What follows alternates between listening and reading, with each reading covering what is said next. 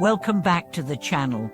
Today, we're embarking on one of the most profound journeys in all of Buddhist philosophy, a journey that explores the intimate relationship between karma, suffering, and nirvana. If you've ever wondered why we suffer, what keeps us stuck in cycles of pain, and how liberation is even possible, then stay with me. This deep dive is for anyone seeking clarity, healing, and the ultimate freedom that Buddhism speaks about so powerfully. There's a reason why the Buddha's very first teaching after his enlightenment focused on suffering, not on theology, not on cosmology, but on dukkha, the unsatisfactory nature of existence. And from that very first discourse, we were given a map that shows how suffering arises, how karma feeds it, and most importantly, how it can end in nirvana. But this isn't just ancient philosophy, it's real life. If you've ever felt weighed down by past mistakes, overwhelmed by pain, or confused about why things happen the way they do, then you're already touching the core of this teaching. Karma, suffering, and nirvana are not abstract ideas, they're the pulse of our human experience. And the Buddha offered a way through. Let's begin by understanding karma. At its heart, karma means action. But in Buddhism, it's more than just physical deeds. It includes speech, intention, and mental habits. Karma is the law of cause and effect. Every action we perform, intentional, volitional action, plants a seed. That seed will eventually bear fruit, depending on the conditions we cultivate. Imagine a garden. You plant a mango seed, and if the soil is right, the water sufficient, and the sun adequate, a mango tree will grow. If you plant a thorny bush, you'll get thorns. That's how karma works, not as divine punishment or reward, but as a natural unfolding of causes and consequences. Now, suffering dukkha is the fruit of unwholesome karma. It arises when we act out of greed, hatred, and delusion. These are the three poisons that keep us stuck in samsara, the endless cycle of birth and death, of craving and clinging. But here's the revolutionary truth that the Buddha taught. Suffering has a cause, and therefore it can have an end. This is where karma becomes a tool, not a trap. Let's go deeper. Most people think of karma as backward-looking, about paying for past actions. But Buddhism offers a far more dynamic view. Karma is happening now, right now. Your intentions are shaping your future. Your mental habits are creating the conditions for either suffering or awakening. Take anger, for example. If you constantly feed anger, thinking vengeful thoughts, speaking harshly, acting with aggression, you're strengthening that karmic pattern. It becomes easier to get angry and harder to find peace. You suffer, and so do those around you. But if you catch that anger, pause, and choose compassion, you've shifted the karmic current. Even one moment of mindfulness can plant the seed of nirvana. And now, nirvana is the end of suffering. Not heaven, not oblivion, but the cessation of greed, hatred, and delusion. It's the unconditioned, the unborn, the deathless. And it is here, not somewhere else, not sometime later. The Buddha didn't speak of nirvana as a destination, but as a realization. A flame that goes out not because it's destroyed, but because it's no longer fueled. Let's look at this through the lens of the Four Noble Truths. The first truth: life involves suffering. This isn't pessimism, it's honesty. Illness, aging, death, loss, disappointment, anxiety, these are part of the human condition. The second truth: there is a cause to this suffering. It's craving. Wanting things to be different. Wanting pleasure, wanting permanence, wanting self-importance. And this craving arises from ignorance, not seeing things clearly. The third truth: there is an end to suffering. When craving ceases, suffering ceases. That's nirvana. And it's not just for monks on mountains, it's for anyone who cultivates wisdom, ethics, and mental discipline. The fourth truth: there is a path to that end.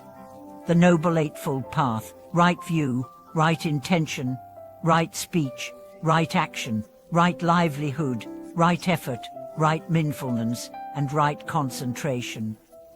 These are not commandments, they're practices. They align your life with the truth, and by doing so, they transform your karma. Let me share a story from the Buddha's life.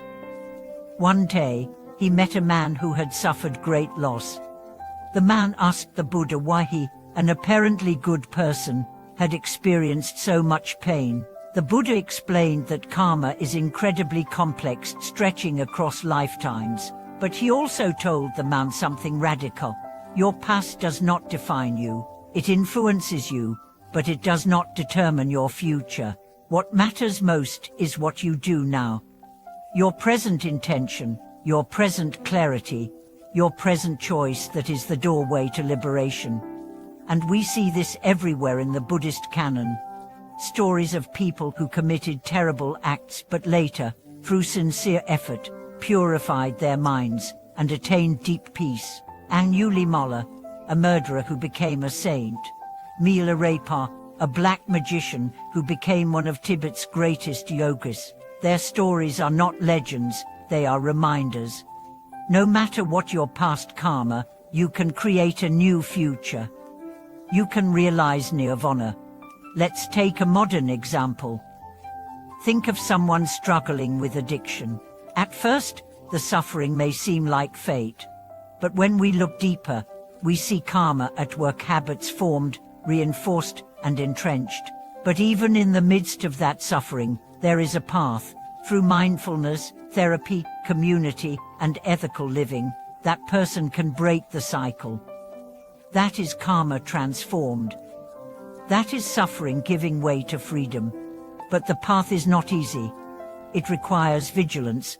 It requires inner honesty. It requires facing the places in us that cling to pleasure, avoid pain, and deny impermanence. And yet, every moment on this path is its own reward. When you sit in meditation, and your mind quiets, even for a second, that is a taste of nirvana. When you let go of resentment and feel forgiveness soften your heart, that is a taste of nirvana. When you respond to cruelty with compassion, when you choose understanding over judgment, that is karma being purified. That is suffering being ended. That is nirvana being realized. Now, let's address a common misconception. Some people think that nirvana is the annihilation of self. But Buddhism teaches that the self is not something fixed to begin with. It's a process, a collection of changing phenomena. Body, feeling, perception, mental formations, and consciousness. These are the 5 aggregates. We cling to them as me and mine, but they're constantly changing. When we see this clearly, we stop clinging. And that non-clinging is nirvana. It's not about becoming nothing, it's about becoming free. Think of a stormy ocean. Karma is the waves, suffering is the turbulence, nirvana is the depth below the surface, calm, silent, untouched. That depth is always there, but we rarely notice it because we are tossed around by the waves. The path of practice is learning to dive beneath, to find the stillness that was always waiting. And the diving begins now with awareness, with mindfulness, with ethical choices, with compassion. I want to leave you with a reflection. What if every moment of your life, every challenge, every joy, every heartbreak was part of your awakening? What if your suffering wasn't a punishment, but a call to go deeper? What if your karma wasn't a chain, but a compass? Buddhism teaches that the path is here, the teacher is within, and nirvana is not far away. It's a breath away, a thought away, a choice away. And you have everything you need to walk that path. So take a moment, reflect on your own karma. Where is there suffering in your life? Where are the patterns that repeat?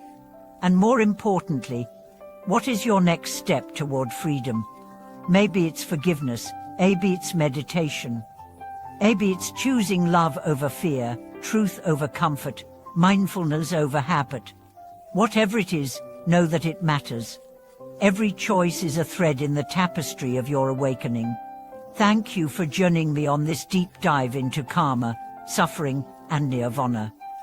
If this video touched you, if it gave you a new way to see your life, I invite you to share your thoughts in the comments. Let's build a community of wisdom and support. Like the video, subscribe if you haven't already, and share it with someone who might need this message. Together, we are walking the path not just to understand life, but to transform it. And that transformation begins right now.